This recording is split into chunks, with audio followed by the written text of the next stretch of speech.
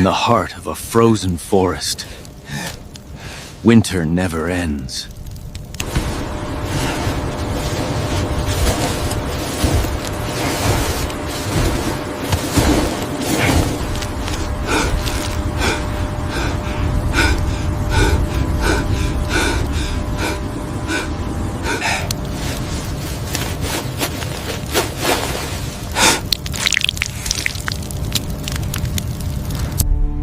In that moment, his soul changed.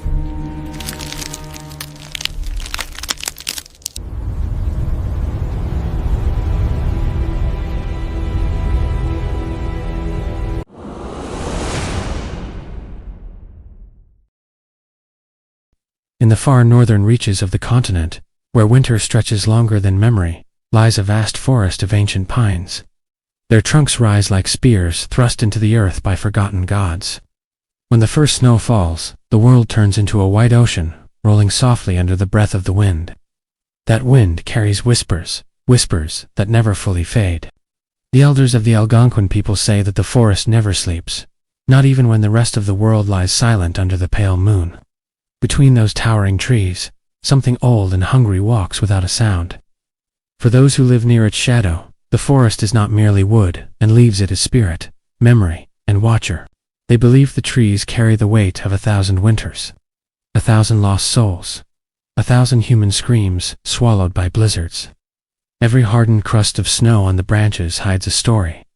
A hunter who never returned, footsteps stopping in the middle of nowhere. A voice calling a loved one from inside the storm. But no legend is more feared than the one whose name they barely dare to speak in the dark, Wendigo. The elders mention the name with care, even when the campfire burns bright and children huddle close. They claim speaking the name is an invitation, like opening a door for a starving spirit lurking beyond the edge of the firelight. The Wendigo is not merely a beast, nor a predator driven by instinct. It is a symbol of hunger, without end the reflection of what humans become when desperation claws through their hearts. In every story, the Wendigo is a thin shadow stretching between trees, tall as two men, with hollow eyes that swallow light. During the harshest winter nights, when the sun only rises for a blink before sinking again, the villagers place carved stones around their homes, symbols of protection taught by their shamans. The fires are built higher, and the smoke is mixed with bitter herbs to repel wandering spirits. Yet the fear remains, tight like a fist around their breath, for the world itself feels changed. The wind carries faint voices, like a familiar call, soft, almost tender. They know it is not a human voice. One night, a small girl named Siseb woke her mother, her cheeks cold and pale. She whispered that she heard her father calling from outside, even though he was deep in the forest hunting for the winter. The adults fell silent immediately, exchanging looks heavy with dread. The legend is clear. The Wendigo mimics the voices of the beloved to lure victims into the cold. The voice is warm, human, real. And once someone follows it, no one ever finds them, except for footsteps, suddenly stopping in an empty field of snow. Her mother held Siseb tight, wrapping a cloth around her ears, hoping the voice would fade away. Outside, the wind twisted around the tents, bringing the sound of a man crying her name. The elders said, if you look outside, the forest claims your eyes. And once the night swallows you, only darkness keeps your body company. As fear settled over the camp, the hunters shared their own stories. Deep within the forest is a place untouched by sunlight, even in summer. The trees grow too close, their roots like grasping fingers clawing out of the frozen earth.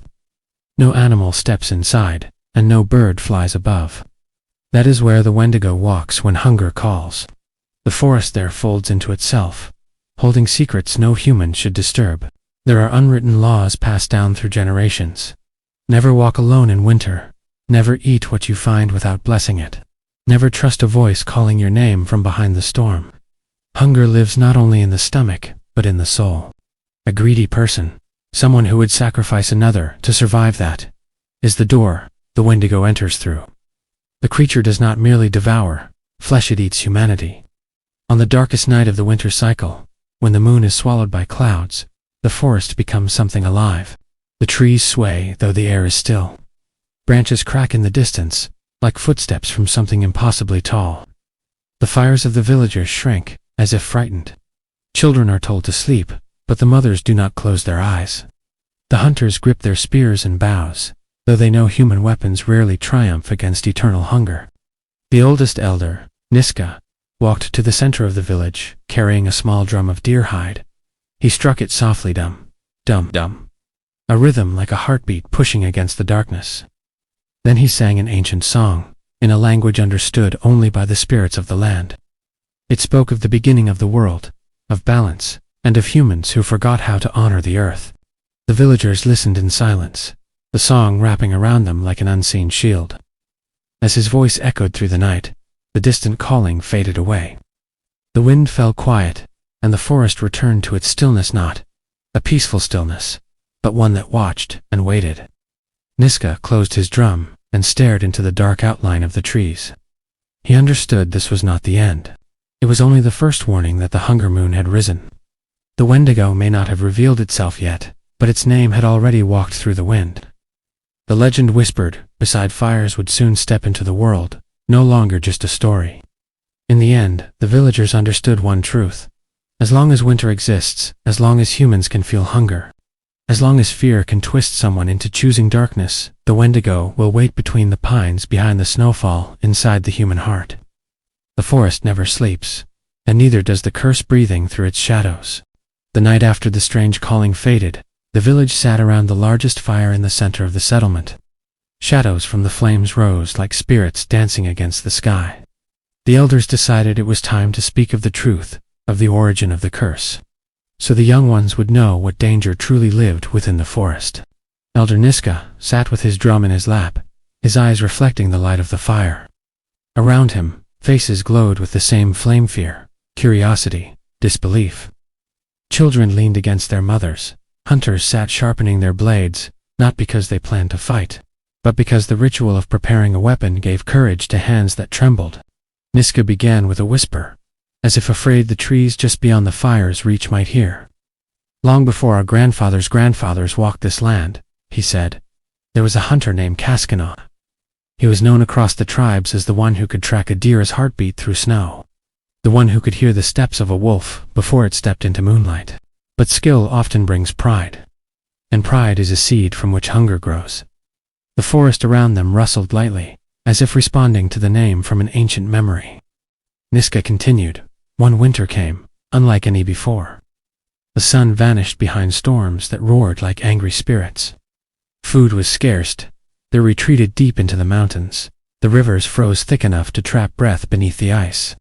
The people grew thin. Babies cried without milk. Elders' stories ended mid-sentence, swallowed by starvation. Kaskana, responsible for feeding 20 mouths, led a hunt into the storm. 5 hunters followed him, brothers, cousins, friends. The wind cut their faces, frost formed in their eyelashes. For 2 days they found nothing but silence. On the 3rd day, one hunter fell behind and never returned. Kaskana found only his footprints circling into the whiteness before disappearing, just like the stories told around the fire. Night came, and with it came hunger, deeper than the cold. Kaskana looked at his remaining companions and felt despair creep in. The human stomach is strong, but the human mind is weaker when fear stands behind it. They built a small shelter of pine branches, but the wind tore it down like the claws of something unseen.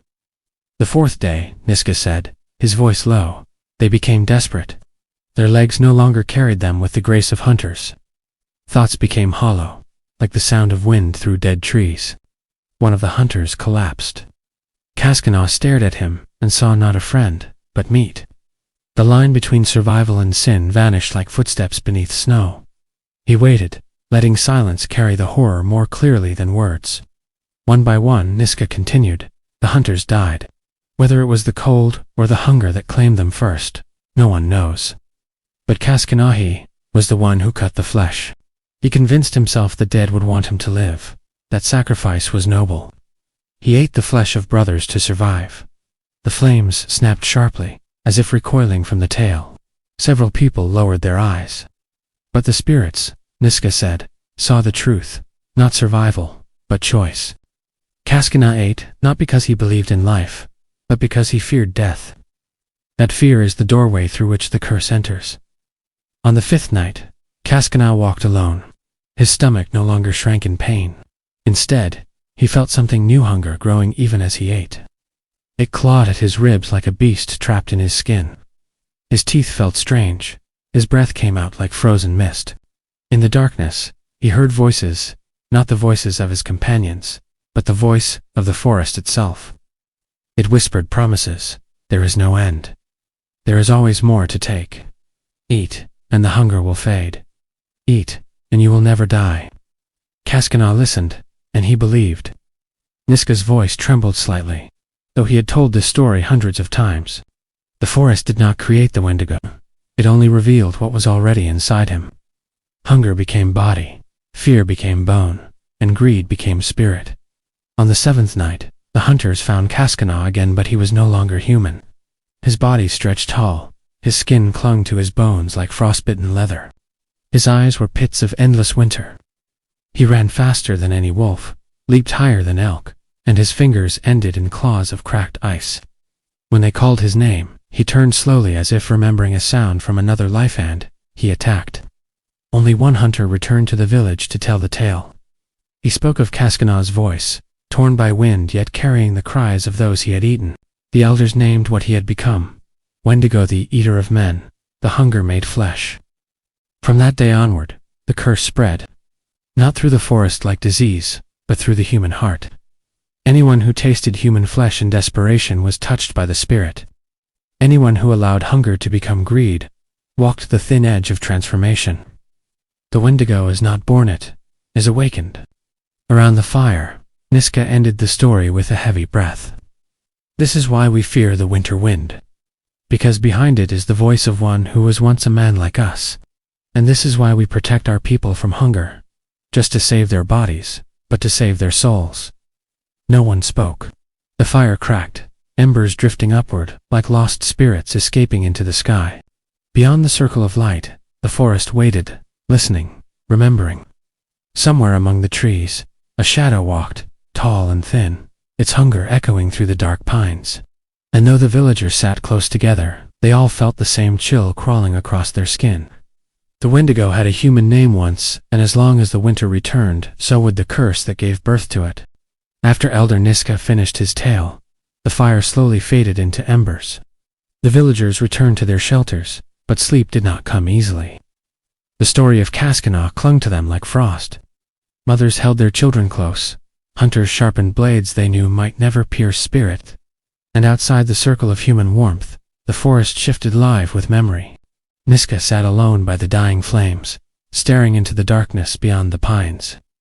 He remembered something too young for him to have witnessed, yet too old to forget. The Wendigo was not just a legend. It was a presence, a wound in the world that never healed. He could feel it moving through the trees, not like a beast, but like winter itself, hunger that spread through silence. In the depth of the woods, where sunlight never touched the ground, the Wendigo walked. Its body was a broken prayer, stretched into flesh, tall, thin, and skeletal. The skin clung to bones like wet cloth frozen against wood. In some places, the bones pierced through, like shards of ice rising from a frozen lake. Its ribs jutted out, like a cage, trying to escape its own prison. And its eyes, two pits of endless midnight, reflected no light, no world, no memory of what it once was. Yet inside that monstrous frame, there was something even darker than its shape, an eternal hunger. Every step it took echoed with the need to consume. The Wendigo had eaten its friends, strangers, hunters, and travelers. But the hunger never faded. It grew louder, sharper, more desperate. The moment flesh touched its tongue, its body twisted into agony, because feeding only deepened the emptiness. It was cursed to feel hunger, even as its mouth dripped with blood. In a hollow between the trees, the Wendigo paused. A faint sound drifted through the air, laughter, human, warm. It tilted its head. The sound did not come from any living throat, but from memory, the memory of Cascana, the man it once was. For a moment, something flickered behind its black eyes, like the last spark of a fire dying beneath snow. A face, smiling, proud, alive, appeared in the darkness of its mind. Then hunger tore through that memory like claws ripping cloth. It screamed out with a voice, but with the howl of winter, a a sound that shattered the stillness of the forest. Birds exploded from their nests. Foxes fled through the snow. Even the trees seemed to shrink from the sound. Far away, in the village, sleeping children woke crying, and dogs curled into the snow with their tails pressed to their bodies. The Wendigo moved again, faster now driven by the echo of its own starvation. Its mind was a fractured landscape. Thoughts came in sharp flashes, like lightning cutting darkness. Eat more. Never enough. No matter how much it consumed, its body twisted to create new emptiness. Every bone stretched, every limb lengthened. Skin tore and healed in uneven patches. The curse sculpted its body into the shape of its sin-hunger-given form. It remembered nothing of warmth, only the way dying flesh tasted when the world was buried by storm. The forest around it carried scars of its passage. Trees were gouged by claws. Bones of lost travelers lay scattered under roots. Paths of broken branches marked its restless wandering. Where the Wendigo walked, silence followed, not peaceful, but hollow, as if the world itself held its breath. Sometimes, when the wind rose, the monster tried to speak. The sound that came out was broken, part cry, part imitation of a human voice. It tried to say the name it once had, Coyote, but the name dissolved on its tongue. The curse allowed memory only to deepen its suffering. It could remember being a man only enough to know what it could never return to. In the village, dawn came pale and weak. The snow glowed faintly, like frozen ash. Hunters gathered to scout the forest's edge. Among them was a young warrior named Wendigo, who had lost his brother to winter years before. His eyes were sharp, his breath steady. He had listened to Niska's story and felt something inside him, awaken not fear, but determination. We cannot hide forever, Wendigo told the others. If the Wendigo walks closer to our homes, stories alone will not save us. Niska overheard him. He shook his head slowly. No spear can break hunger, he said. No arrow can pierce a curse. To fight the Wendigo, you must understand it. Its body is hunger. Its mind is winter. You do not kill it with strength, you kill it with knowledge. Wendigo frowned, but respected the elder's words. Still, he felt the pull of the forest, the same pull that had claimed Cascanal once. Hunger was not only starvation of the body. It was the hunger to protect, to avenge, to prove oneself worthy. That hunger, too, could open the door to darkness. Deep in the woods, the Wendigo stopped again. It crouched beside the frozen remains of a deer carcass, half buried in snow. Its claws dug into the flesh, tearing it apart with frantic energy. Blood mixed with ice, steaming in the cold air. The monster devoured everything, bone, sinew, marrow, but the hunger only sharpened into agony. It threw back its head and howled, the sound splitting branches overhead. Somewhere in the distant part of its broken mind, it remembered a different hunger, the hunger to feed its people, to save them. That memory corrupted itself, twisting into the hunger to feed only itself. The curse had taken the most sacred human instinct. The will to survive on turned it into the most terrible truth. Survival alone is not life. It would walk forever, feeding and starving, killing and suffering. And the forest, its eternal prison, would whisper the same words through freezing wind. You will never be full. You will never be warm. You will never be human again. Back in the village, Niska spoke quietly to Wendigo. The Wendigo's body is not the enemy. The body is only the shadow of the true curse. Hunger lives in the spirit. To defeat it, you must face what made it fear, greed, and the cold that lives inside all of us. Wendigo lowered his spear. What if anyone can become the Wendigo? He asked. The elder closed his eyes. That, he said, is the part of the story no one wants to hear. The wind returned long before the hunters did. It came at dusk, an hour, when the forest breathed a different rhythm, when shadows sharpened and stretched like claws across the snow. The trees swayed not with the usual song of winter, but with a slow whisper, as if the branches themselves were speaking in a tongue no human throat could pronounce. The young hunter, now marked by hunger's curse, stood at the edge of the path, staring into the dark as the wind curled around him like a living thing. He could feel it now, not just hunger gnawing at his ribs, but something deeper rising beneath his skin. The cold no longer bit him.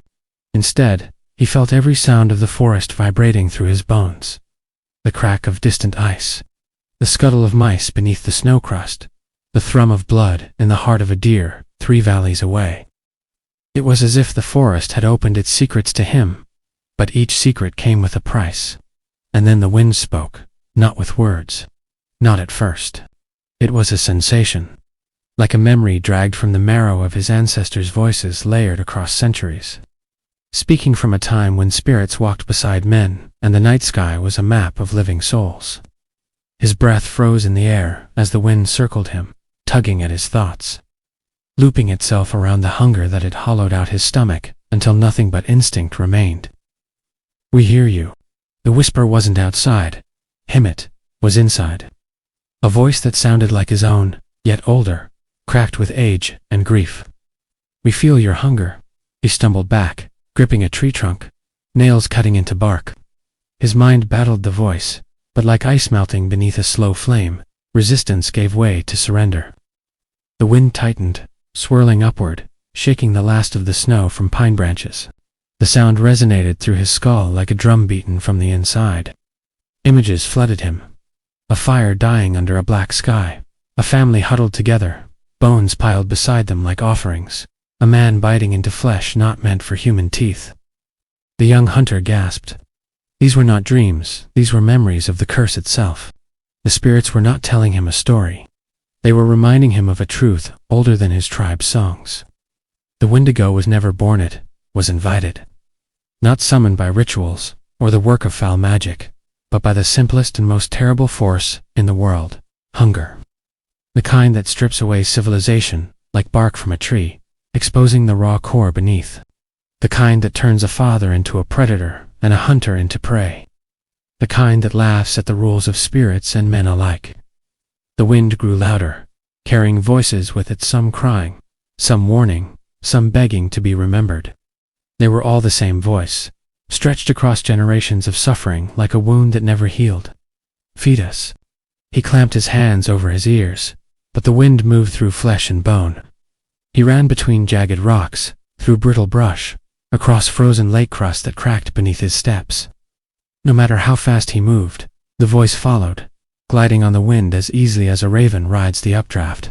At last, he collapsed beside a fallen tree. His breath came in sharp bursts. The twilight dimmed as clouds slid across the moon, smothering the faint light that might have comforted him.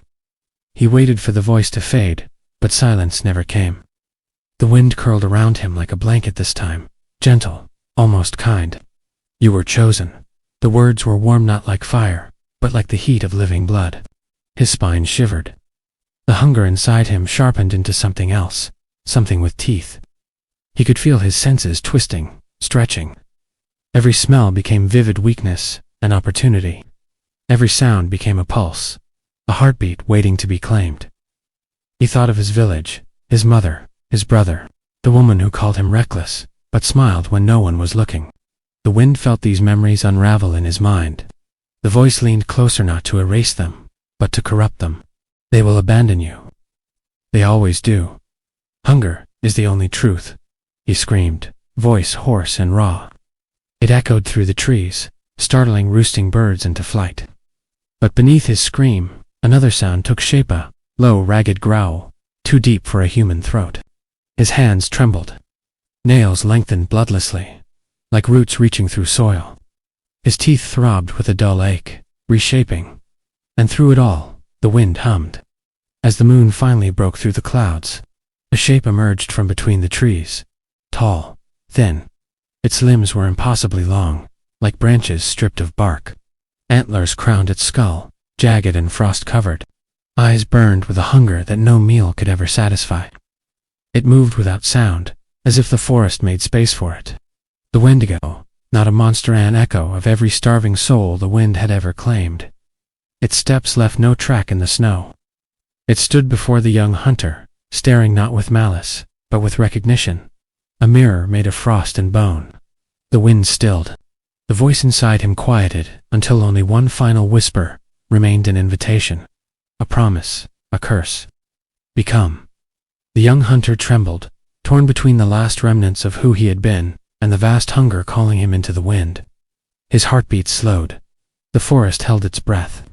And the night waited, because what he chose would shape not only his fate, but the legend carved into every winter wind for centuries to come. In the silence, the trees whispered again. The curse was no longer just inside him. It was around him, watching, breathing, and the voice within the wind was still hungry. The world did not change all at once. There was no lightning crack, no thunderous roar to signal a transformation. The forest simply continued breathing, slow, cold, unbothered by the war pulsing inside one man's bones. The young hunter kneeled in the snow, trembling, the Wendigo standing before him like a knight made flesh. Between them stretched a silence so heavy it bent the air, and even the wind ceased its whispering, as if the spirits feared what would come next. For a long moment, the young hunter stared at the creature, its body, a horror of contradiction, too thin yet towering. Starvation wrapped around strength, flesh clinging to bone as if ashamed to leave but too weak to stay. In its eyes burned something older than winter itself. Hunger made eternal. The young hunter's heartbeat slowed until it felt like a drum buried beneath snow. His mind clawed at memories of warmth, his village's fire, laughter returning with meat, and the woven blanket his mother draped over him when darkness lived outside, not inside. The Wendigo leaned forward, its shadow stretching like a tree struck by grief, a soft creak emerging from its throat more fragile than a growl. Instinct seized the young hunter. His fingers clawed into the snow, desperate for an anchor. Then the Wendigo turned. One long leg lifted, bones cracking without blood, leaving a print that was not human yet hauntingly familiar. It walked into the forest slow, deliberate, as if waiting. It did not attack or speak. It simply walked. The footprints glowed faintly, not with magic, but with the sharpness of their emptiness, hunger carved into the world. A choice was laid before him without words: follow or turn back. His legs moved before his thoughts. He rose, no longer a hunter tracking prey, but a hungry soul drawn towards something that promised an end to pain. Every step beside the monster's trail felt like he was leaving his humanity behind. The forest shifted, trees leaned inward, branches knitted like fingers in prayer. And the wind returned not to speak, but to watch. Hours felt like days, or perhaps the forest stole time. The footprints led through ravines and across frozen streams until the Wendigo stopped atop a ridge, overlooking a valley carved from silence. At the center lay a perfect clearing of untouched snow, encircled by trees. The creature lowered its head, not in submission, but recognition. The young hunter's breath thinned.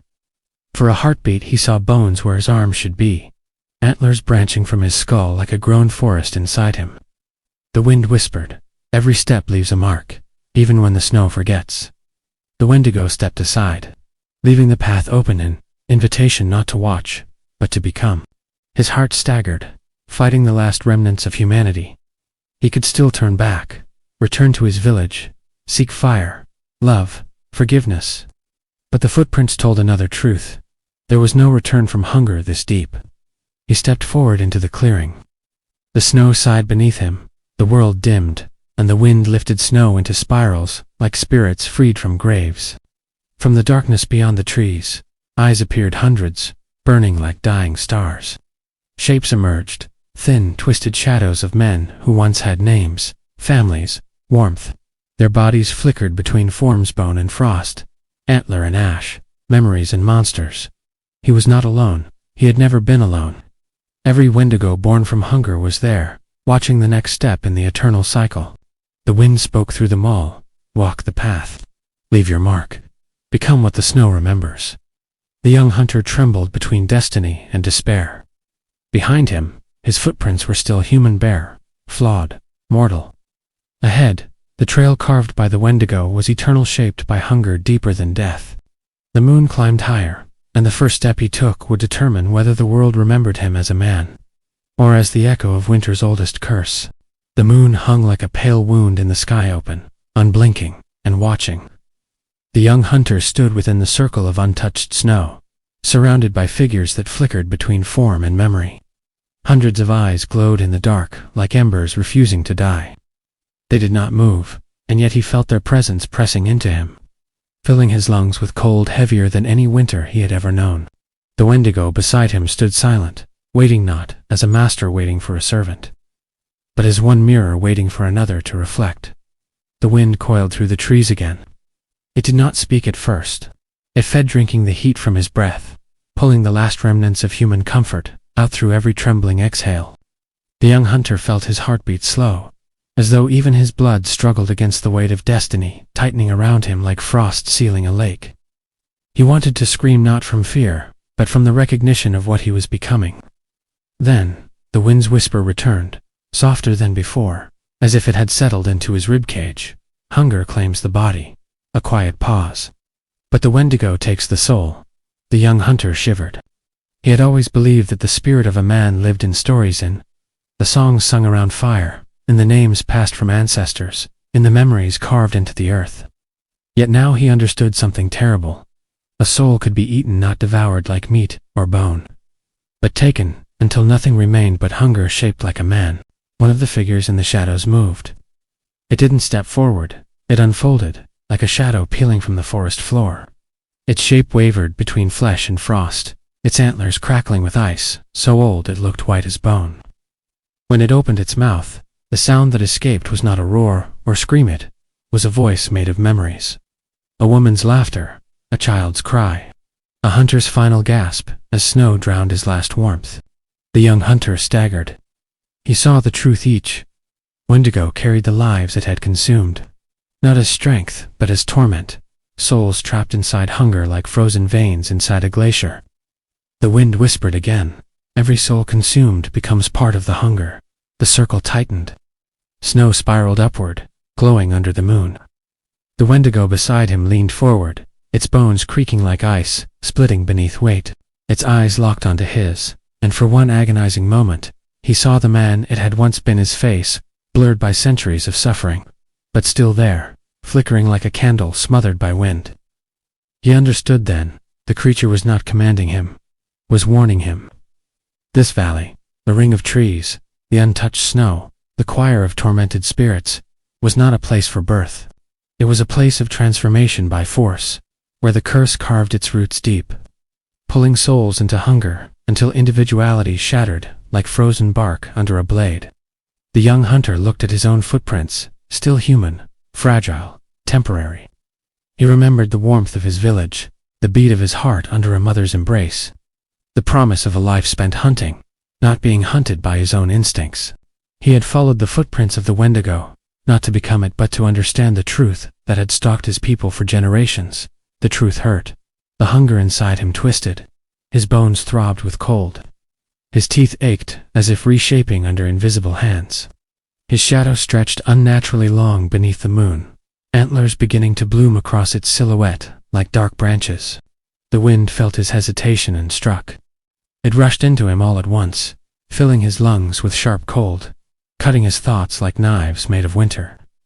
The voice inside him multiplied, layered over itself, until he felt like he was drowning in centuries. Hunger is the first door. The soul is the last price. Give yourself to us. He fell to his knees. Snow exploded beneath his weight. His hands dug into the frozen ground. The cold didn't burn any more, it numbed, hollowing him out like wood eaten by insects.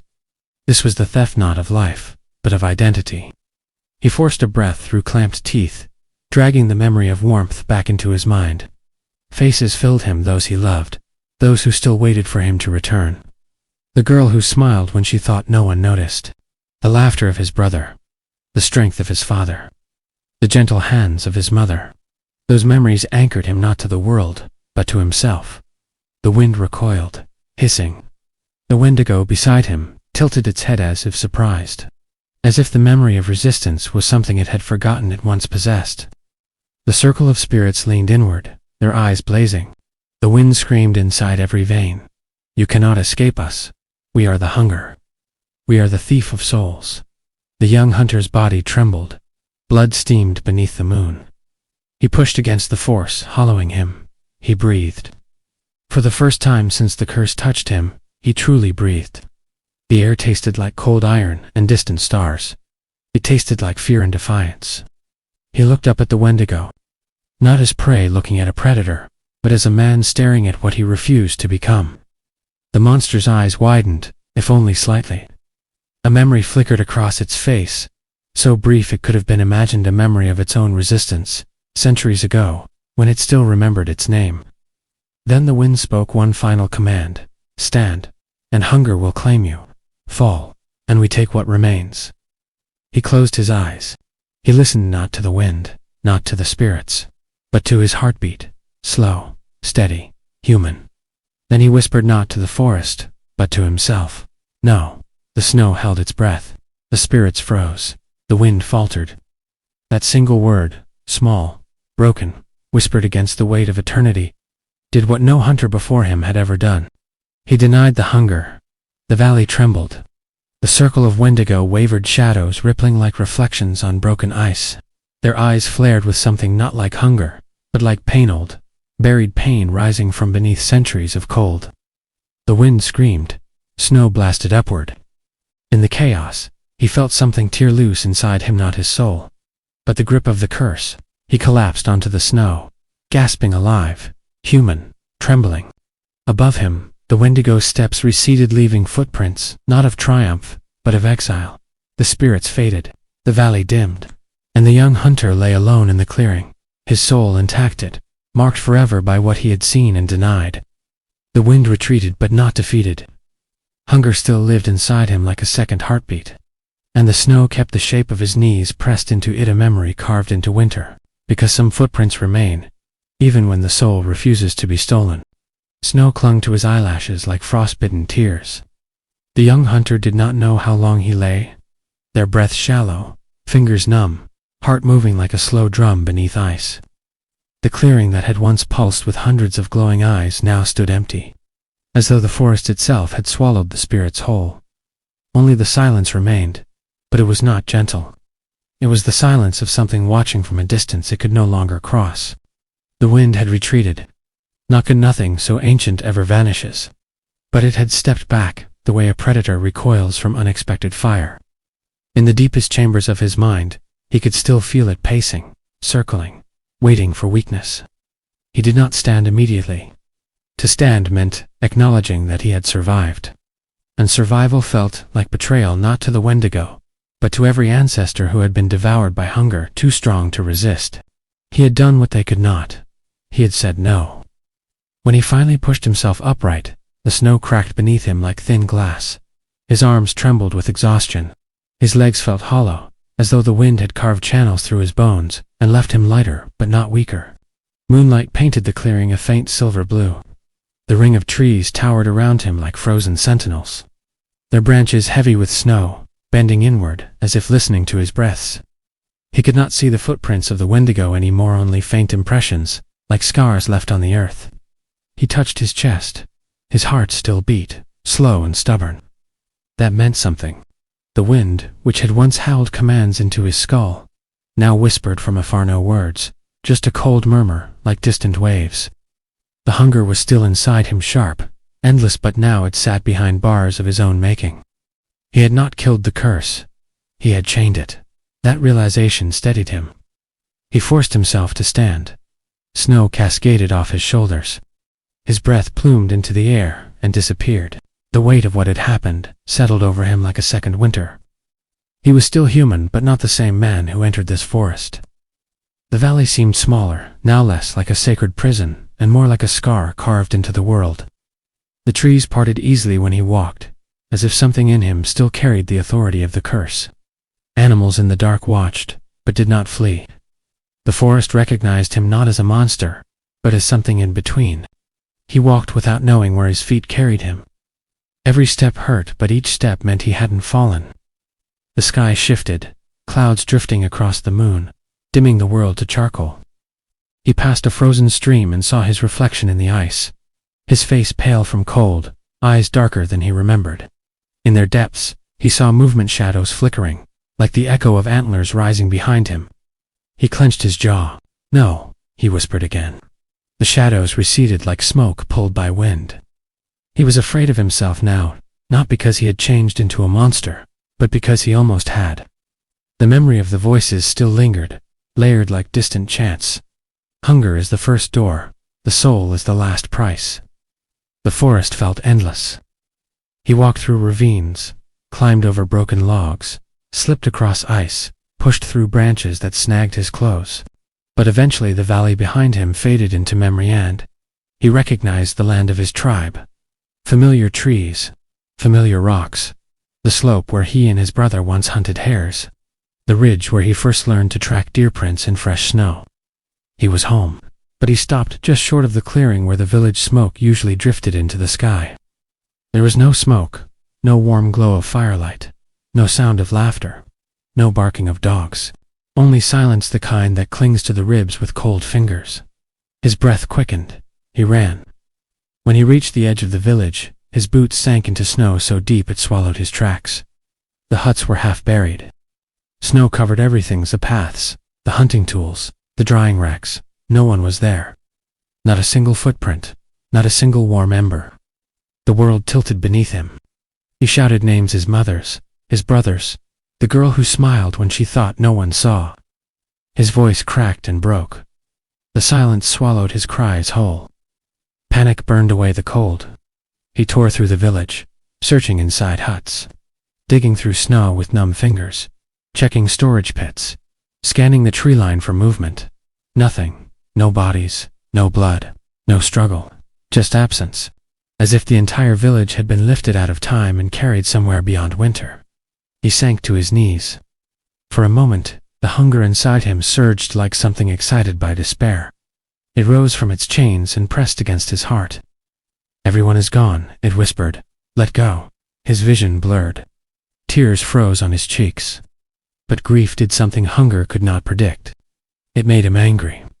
Not the anger of a man lashing out, but the anger of a survivor who refuses to let darkness write the ending. He clenched his fists until his nails cut his palms. Blood dripped onto the snow, blooming red like a promise. He would not give in. He would not let hunger define him. He would fight not just for himself, but for everyone taken by the curse, taken by winter, taken by the wind that steals souls until nothing remains. He stood, shaking, but burning inside. The wind slid through the village, circling him like a question. It waited for weakness, for surrender, but he met it with a steady gaze. You took enough, he growled, not whispered, but growled. The wind recoiled. The trees rustled. The night shifted. He did not know where his people had gone, but he knew the truth. The curse was not finished, not with him, not with them, not with the world. The Wendigo was not just a monster in the woods, it was a cycle. A hunger that repeats itself through generations, through famine, through fear, through desperation whispered on cold nights. And he was now part of that cycle. But he had done what no soul touched by the curse had ever done. He fought back, not with claw or fang, but with memory, with love, with the stubbornness of a man who refuses to be forgotten. The forest waited. The hunger inside him pulsed like a second heartbeat, never gone, only chained. He looked toward the black line of trees stretching into the horizon. Somewhere beyond those trees lay answers. Somewhere beyond lay the truth of where his people had gone. Somewhere beyond lay the deeper roots of the curse. His breath cut through the cold like a blade. He stepped forward. Snow closed behind him, covering his tracks, as though protecting his path, leaving only the faint whisper of a single man walking into the heart of winter. The hunter who did not become the monster. The hunter who dared to fight hunger itself. And the legend did not end here. It had only learned how to survive. The wind screamed through the treetops like a wounded animal, bending the tall pines into dark silhouettes that clawed at the sky. Snow spun wildly in every direction, blurring the world into a white chaos.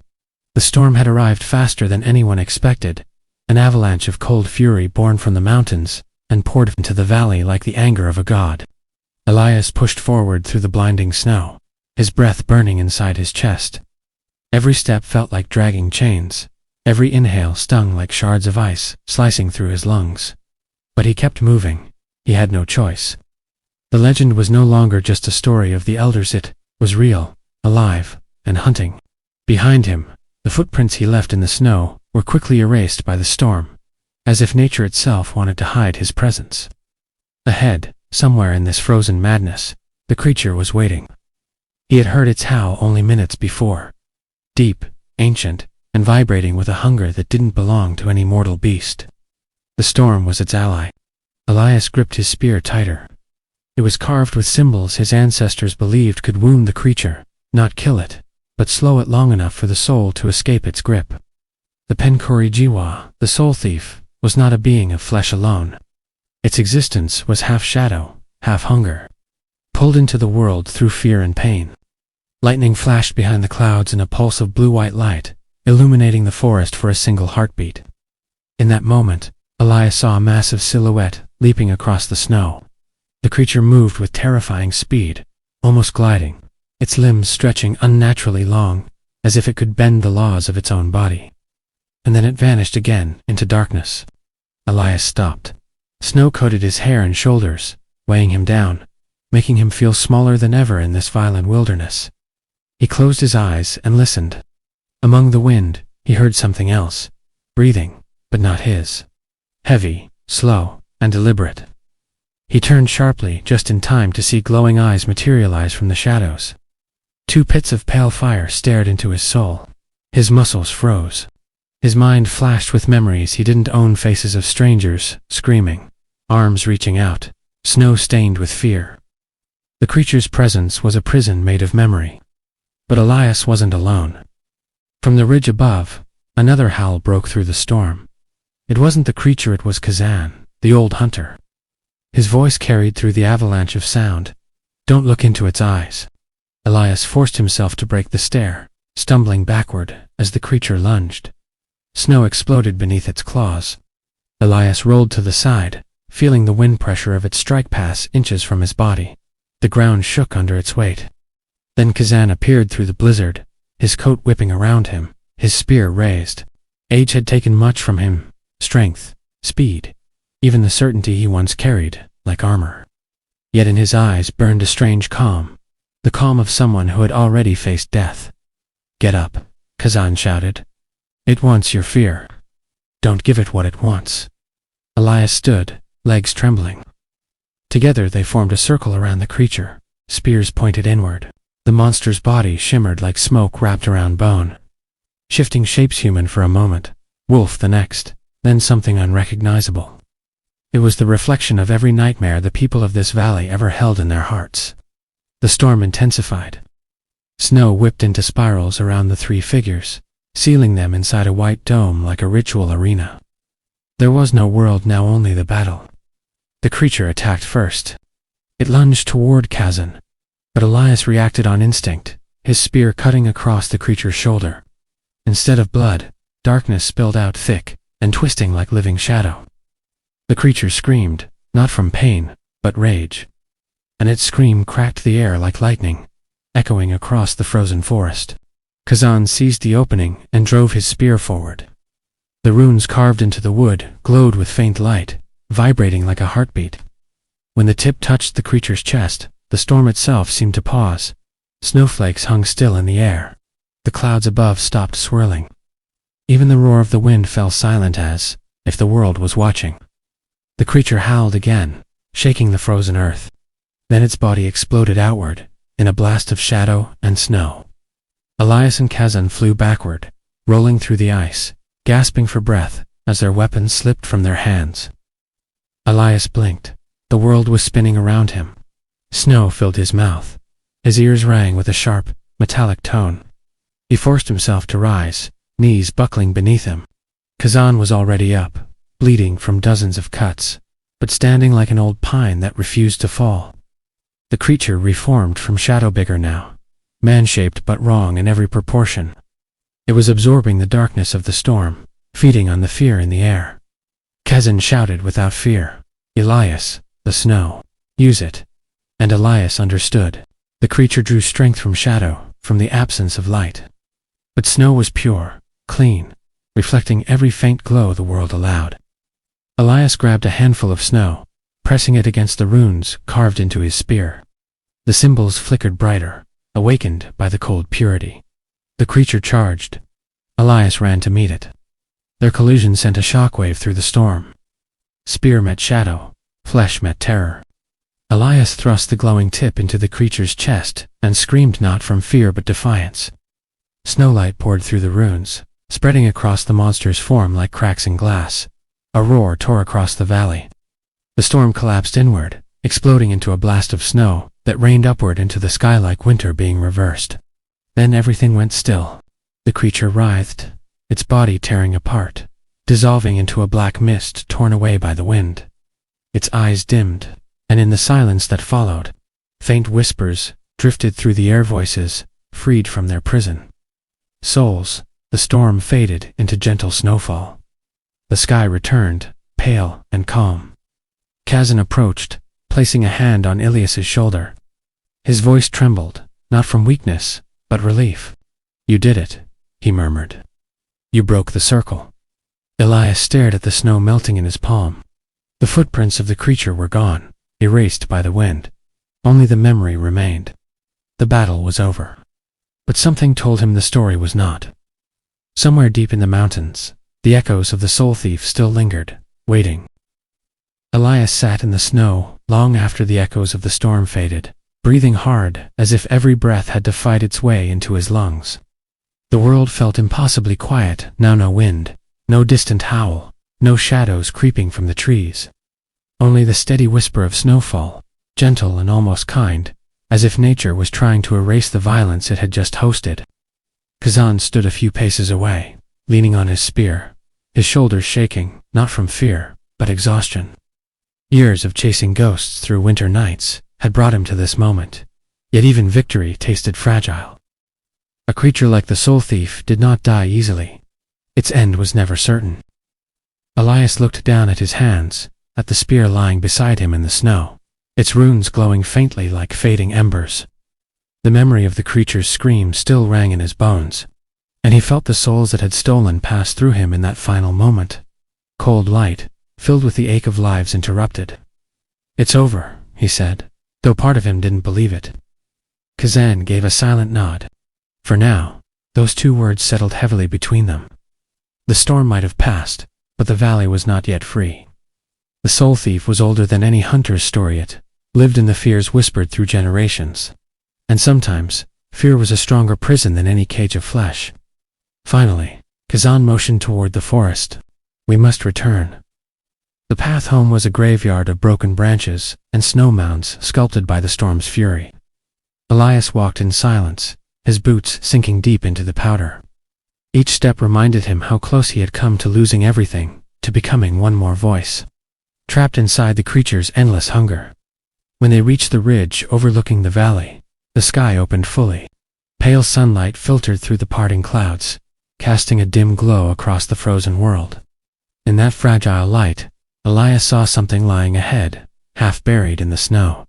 He froze. At first it looked like a mound of ice shaped by the storm, but as they approached the outline, sharpened arms stretched across the snow. Fingers curled inward, as if clutching something invisible, clothing torn by claws, not born of any earthly predator. A man lay there, face coated in frost, eyes frozen open. Elias recognized him instantly, a hunter from the northern cabins. They had shared a fire months ago, laughing about stories neither believed. The man had disappeared after the first rumors returned. Elias had hoped he fled, but the truth lay rigid and silent before him. Kazan bowed his head. The storm didn't carry only snow. Elias knelt beside the body, skin pale blue and stiff like carved marble. But deeper than the frost, he felt a strange emptiness, a hollow, where fear should have been.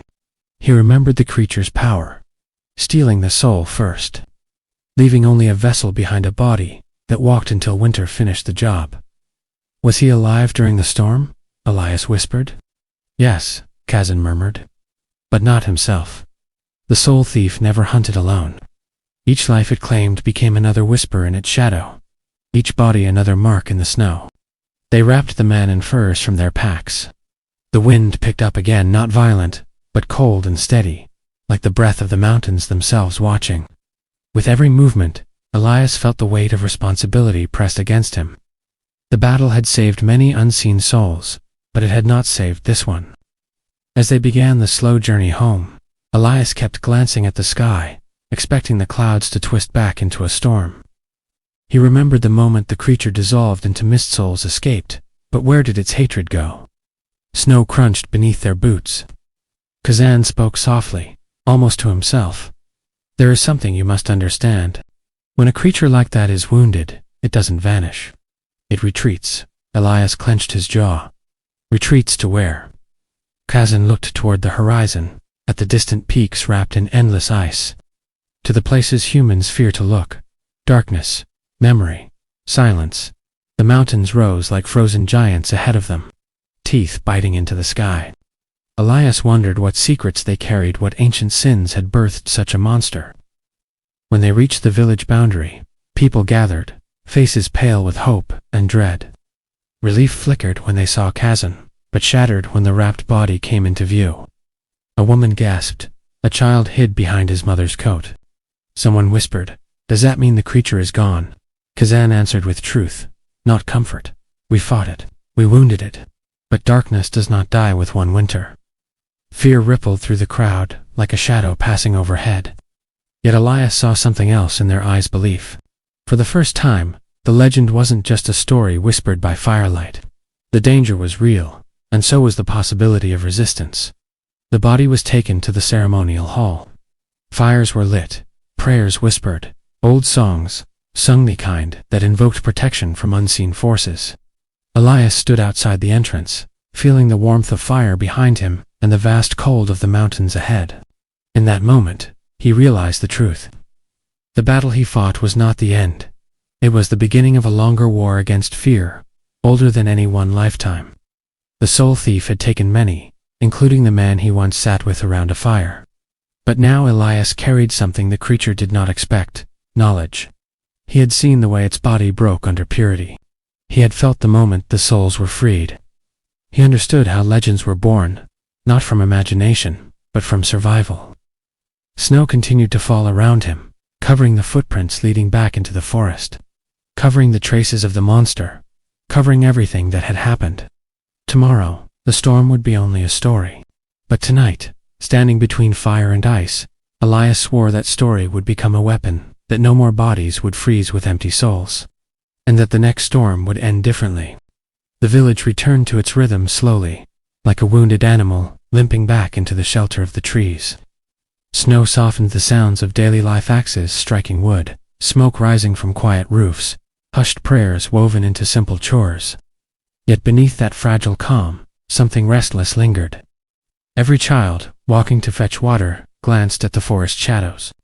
Every hunter sharpening a blade listened for wind that spoke like a voice. The storm had passed, but its memory lingered like frost on the soul. Elias felt it everywhere. In the way people moved, in the fear behind their brave smiles, in the tension that pressed on each night like a cold hand. Winter had always been harsh in this valley, but never before had it felt alive, like a creature waiting just beyond sight. The burial of the hunter they found in the snow marked the end of that grim night. Yet Elias could not shake the feeling that it was also a beginning. The ceremonial flames had burned bright, melting snow from the branches overhead, but even fire seemed powerless to erase the silence that followed. In that silence, Elias heard echoes, whispers, wind, memories not his own. He dreamed of the storm often not as a nightmare, but like a voice trying to speak through ice. In those dreams, he stood before a vast frozen lake, and beneath the ice, something moved. Something with eyes like hollow stars. One night, Kazan found him sitting outside the longhouse, staring into the snow. "You're not sleeping," the old hunter said. "No one sleeps easily now," Elias replied. Kazan lowered himself beside him with a slow groan. His bones sounded like cracking branches. "The creature stole many souls before we met it. Such wounds do not heal with one fire or one night of warmth." Elias nodded. "I know, but I feel something else, as if part of it is still here." Inside the cold, Kazan did not laugh. He never laughed. "That's because the curse is older than the creature. Older than any name we've given it." The wind hissed against the roof, rattling loose snow from the wood. Elias looked at Kazan, waiting. "The soul thief," Kazan continued, "is not just a beast. It is what hunger becomes when it forgets it had a heart. When desperation becomes instinct. When survival becomes cruelty. That is why it always returns. Because someone, somewhere, always breaks." Elias felt the truth of those words like a blade. It wasn't just a monster they had fought, an idea born from suffering, a shadow cast by starvation itself. and shadows could never truly die, because the light that made them could fade again. "So how does it end?" Elias whispered. Kazan looked toward the mountains, where peaks cut the sky like stone teeth. "Never completely. But stories can imprison it. Knowledge can weaken it. Hunters can be ready before winter sharpens its claws again." That was why Kazan had survived where others failed. He did not hunt the creature as if it were one thing to kill. He hunted the circumstances that allowed it to rise. Over the next weeks, Elias trained. Not with the arrogance of youth this time, but with the weight of memory. He practiced the spear forms that had cut through the creature's shadow body. He carved runes into wood, as Kazan taught him their meaning, not magic, but remembrance, symbols that anchored the mind in humanity, even when hunger twisted it.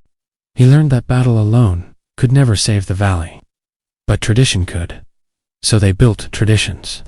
They taught the children that the forest must be respected, not feared. That sharing food was a shield against darkness. That no voice screaming in the night was ever ignored. Old stories were retold not as warnings to control behavior, but as lessons of compassion.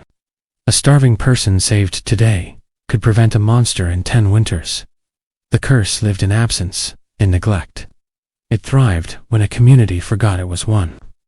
Elias understood now that the creature had once been human, not a demon born from evil, but from despair.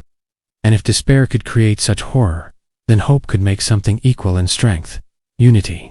One morning, as the snow began to thin and the first hints of thaw whispered through the trees, Elias climbed the ridge alone. The sky stretched wide, the valley below glittering like crushed glass under the sun. Birds returned, their wings slicing through the cold air. He looked out toward the distant peaks where the creature had retreated.